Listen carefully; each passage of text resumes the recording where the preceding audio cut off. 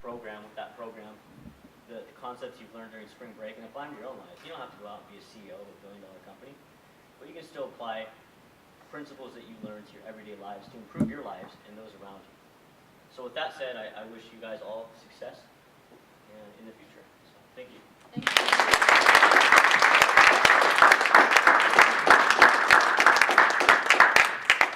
Anyone have any questions? Yeah. Like, I was gonna ask you, after you got out of high school, like, when did you realize that, like, you go back to college, get back to school? It always inevitably comes back about me. Well, I dropped out of high school when I was about 17, and I was really involved at that time with gangs. And if I showed you my arms, I'm covered in tattoos and all kinds of crazy stuff. I'll show you a little bit. It goes up, chest, stomach, got a big stab wound right here.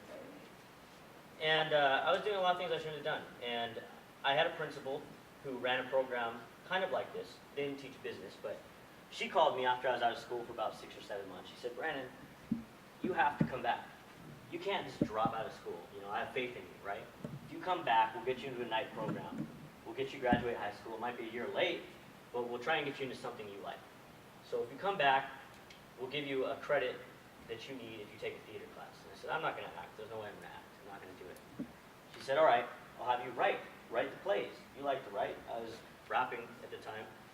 And I know, it's kind of funny. It is really funny. So I said, all right, I'll write. So I went and wrote some plays. And the first play I wrote actually ended up, gained a bunch of attention, newspapers and stuff like that. So I got out of high school, but then I graduated, but then I went off on my own again. I left. I got kicked out of my house and ran around in the streets for 5, 6, 7 more years, picked up a guitar, learned how to play guitar, so now I'm going to rap when I played a band. So I went and toured for like 4 or 5 years. And made money doing that, got involved in drugs, alcohol, left the gang. Ultimately landed in jail for a few months, got out, and said, this isn't working. I'm a writer, I'm an artist. Why am I doing this? Why am I buying in to what the world is trying to make me out to be? Why am I buying into this stereotype that kills communities, that kills, you've all probably lost friends at some point or know people who've lost friends. You've seen people addicted to drugs. And I thought, I don't want to contribute to this any longer. I'm a stereotype. I'm exactly what people don't want. So I went to college for 2 years. It was hard. I went to community college. And from there I got a scholarship to UC Berkeley and BYU, and ended up going to college from there and studied political science and international politics and film, and got out and never looked back. But I do look back when I talk about these things, because I know from experience that you should take the initiative when you're young, because you're going to regret things when you get older. It's okay to go out and experience life. Everybody wants to experience life. But you don't ever want to get in too deep. It's not worth it. Time is of the essence. I'm always trying to make up for lost time. I lost a lot of time doing stupid things.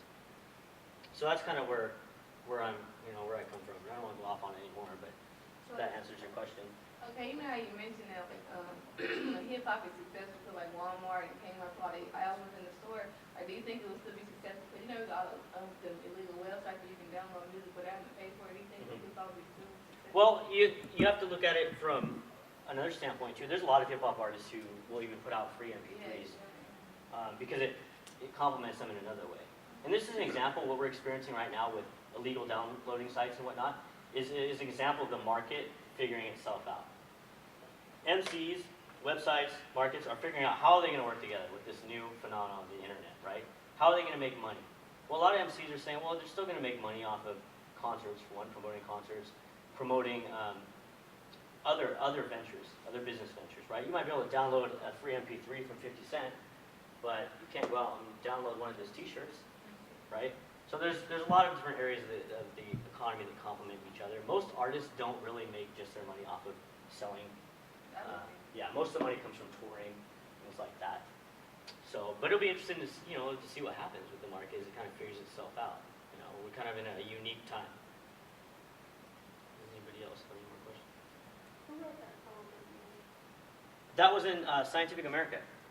and it was just a column, and I loved it.